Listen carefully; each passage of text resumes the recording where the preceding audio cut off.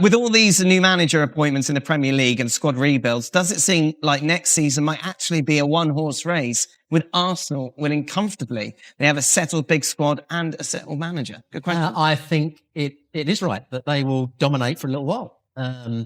For all the criticism we've given Arteta and his behaviour, he's built an atmosphere at Arsenal where the fans believe in him, the players believe in him.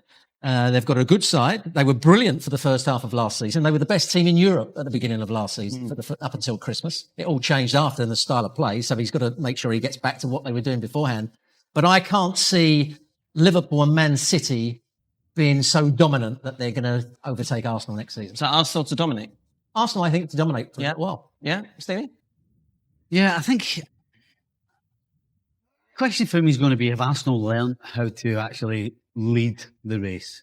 Because last season, probably on 3 different occasions, they got themselves in a position where we're like, wow, this is theirs to lose. And somehow they managed to get City in particular back into it on 3 different occasions.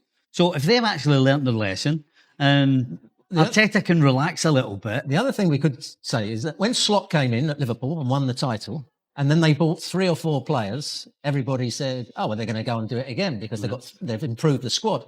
Arsenal are going to improve the squad, apparently, and they're going to buy 3 or 4 players. Will that have a better effect on Arsenal as a team or have a worse effect? That's what he's got to get right. What? Oh, sorry, Robin, I thought you'd finished. I just mentioned his name, that's it. Because I know you like mentioning his name every so often, don't you? Why can't England play with a midfield 3 of Rice, Bellingham and Rodgers, with Rice protecting the back 4, Bellingham as a box-to-box midfielder and Rodgers as a 10? Don't see why it's either Bellingham or Rodgers and not both. Surely the one coming from the bench should be Anderson. I think if you're going to play with 2 wide players, which England probably will, and a centre forward, you've got to play with a number 10 high up the field because Harry Kane comes short. So that means you've got to have 2 sort of hold it, sort of normal midfield players that can do both jobs. Rice being one of them, Anderson probably the other. Okay, so you've got no problems with those tactics? I've got no problems with that at all. Yeah, you got to get the balance right. On paper, that 3 looks great. Yes. But you got to get the balance right during the game between going forward and defending. Because one of the midfield players has to run beyond Harry Kane because Harry Kane would always come short to link up the play. So then you need somebody making those runs. And you can't have 2 of the players making the runs. Yeah. Stevie, was the altitude a factor when you played in the 1986 World Cup in Mexico? Could you tell a difference when breathing during training and matches? Well, I'd have to say the matches were harder than the training because we obviously trained at more sensible times. The actual games were at like 4 o'clock in the afternoon. Right. I mean, it was just ridiculous, the heat and the humidity. So the games were the hardest. You took, I'm going to say, took you 4 or 5 minutes to recover. If I made a box to box run, it would take me 4 or 5 minutes to recover fully and ready to go again. Did you play in that game against Germany? I did, yeah. Oh. Yeah. It was, the heat incredible. was ridiculous. Bayern Munich are interested in Rio. I can never say his surname, Stevie. Ingemar. There you go. Should he go? Competing for Champions League and learning under Elise and Luis Diaz could be a strong pull. No. No? 17? No. Too early. Okay. Stay at Liverpool? Stay at Liverpool, absolutely. He might not be learning from Elise, might he, if he went there? Well, we talked about this. What would you do if you're Elise and an offer came in for Real Madrid?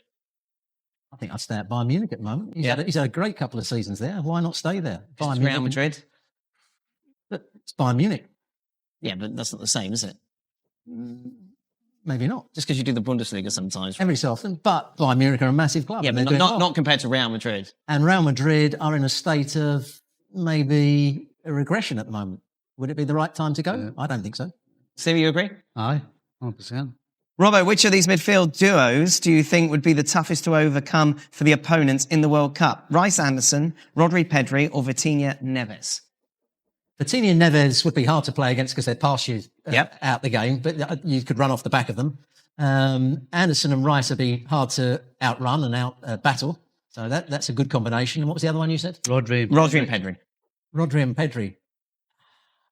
Rodri, I don't think, has got anywhere near his best form since he's had his injury. Okay. And that's a worry, I think, for Spain. But Pedri, when he's playing well, he's the best midfield player in the world in terms of seeing passes and doing things. So who's the better pairing of those 3? I'm going to go with a Pedri and Rodri if Rodri plays. No asterisks allowed. No allowed asterisks. I'm going to go for those 2. Yeah. I don't think you can. If they were both, if he hadn't done his knee and the whole thing, yin and yang is great with Rodri and Pedri. But he did do his knee. Yeah. But right now, I'd have to go with Vitinha and Neves. Stevie and Robbo, did you have a problem with Weah's tackle yesterday at the end of the match during extra time between USA and Germany? This was in injury time, wasn't it? Well, I think Stevie said to me before I saw it that it was a friendly. It was a bad tackle. There's no football game as a friendly. And what he went in and he won the ball fair and square. It was a good tackle, in my view. So why the German players got involved, I've got no idea whatsoever. It was a good tackle. I wouldn't say it was a good tackle. He certainly didn't. He didn't make any contact at all with the opposition. He won the ball. But he's gone in with his studs up. And a game right before you're going into a World Cup, both sets of players should have one eye on the opposition in terms of being sensible and not knocking somebody out in terms of injuring them. That's what I would have been thinking. Right. And that's what I think they should have been thinking. Unfortunately, sometimes in friendlies, something happens, you lose your rag. Because I think just before that, Weah had got involved in some sort of scuffle. And so he was still feeling that, which is why he made that challenge. Okay. And the reason everybody ran at him is because of what I just said. Because everybody's aware that you don't want to get injured before the World Cup. And to get injured by a reckless tackle would be the worst thing ever. For both as elder statesmen of the game, Older. One older than the other, let me tell you. Just. what's one thing in the modern game that's changed that you don't care if it makes you sound like an old man? You just think it was better back in your day? Well, I watch football and I get frustrated. This is an absolute late. We could be here all day. No, it's going to be very quick. I get absolutely Watching the game today. frustrated when players that aren't injured go down and hold something and get a load of time wasted and they're trying to get the other player sent off. And I was telling our producer earlier on, Charlie Nicholas, who obviously Stevie played with, was playing for Arsenal against Everton, and he got a little touch on the eye and he stopped playing and held his face, and Everton had a counter-attack. Not one of us went to the referee. I think the other 10 players all ran to Charlie Nicholas and said, get on with the game, what you're doing, going down so easily. Right. Now, they'd all be around the referee and saying it was a foul. So players feigning injury is the worst thing, I think. There's a few, but I go back to the one that I was asking and talking about with Robbo earlier.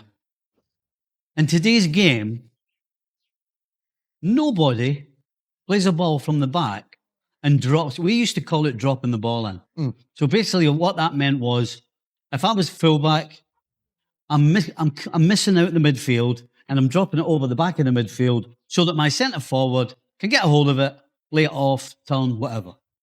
Nobody does that anymore. And the most annoying thing about it is that when we played, there was no space to do it. You had to be very, very accurate because everything was tighter. Less room, less time, you name it. The way the game is today, the way it's all stretched out, there has to be generally at least 20 to 30 yards of space in front of your striker with the centre-back on his back, which means it's even easier today and more important for the keeper or one of the defenders just to drop it in and then you go from there. And nobody does it. We were talking, there was two ways of passing it. Yeah, just to finish it off. How many coaches has every team got? 76. 76. So clearly nobody even notices that. What does that tell you? No, clearly nobody talks about it. Clearly nobody's brought it up to anybody. Because whether it's the Premier League, World Cup friendlies, you name it, nobody does it. So coaches don't even think about it now. There was two balls you played. If, say, you're the right back, you either bent it in behind the opposition for the centre forward to spin and run round, or you dropped it into him. So he doesn't have to come back towards the ball. He can hold off the defender. The ball comes into his body, into his feet, and he plays from there. Now it's something in between at times, particularly from goalkeepers when there's so much room to play the ball in. I'm not an elder statesman, but can I add in commentators' useless stats? Absolutely, 100%, Dan. Yeah. Completely unnecessary. Some of them need to just button it. Yeah. Yeah, we don't need to listen to people talking about nothing. No. Silence is fine. We have eyes. Yes. Unless you're listening to the podcast. What's your all-time favourite World Cup that you watched? Good question. I imagine we're going back in time quite a lot. Well, I go back to 1978. I was probably 12 or 13 at the time and couldn't wait to get home from school to see the Argentinian World Cup. It was, England weren't in it, But it was a great World Cup. The atmospheres were brilliant. The ticker tape, and it was on at the right times for English TV as well. Yes. It was a brilliant World Cup. 82, Brazil. How Brazil didn't win that in 82. Yep. They were just absolute dynamite. Somehow Italy and Rossi outdid them, but that Brazil team, I tell you, Zico? it's a Socrates? Yeah, Socrates. Oh, I mean, just frightening. It's actually a toss of a coin whether it's the 1970 or 1982 Brazil. How old were you in 1970? I was 9. Right. I remember it. Do you? Yeah, it was great. England getting beaten. Magic. Of course you remember. England played very late on, and when I went to bed, I was what, 6. England were 2-0 up when I went to bed. I woke up the next morning, they'd lost to West Germany. It was West Germany then. It was, 3-2, yeah. And it's, I remember it so much that I remember all the talk afterwards because they took Bobby Charlton off when they were 2-0 up to save him, and they ended up getting beaten. So that was the reason they lost. So yeah, no, 82 though, Brazil, right now. 98 for me.